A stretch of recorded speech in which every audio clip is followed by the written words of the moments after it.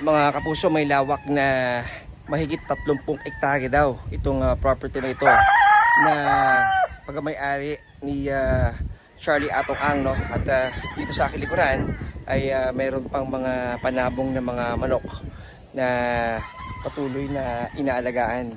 So sa mga oras to, ongoing yung pagpasok sa mga kwarto ng NBI para tiyakin na walang kwarto na hindi masisilip.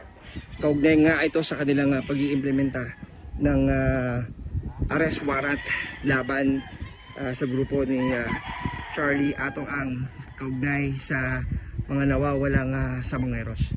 So dito sa area naman na ito sa kanan, may swimming pool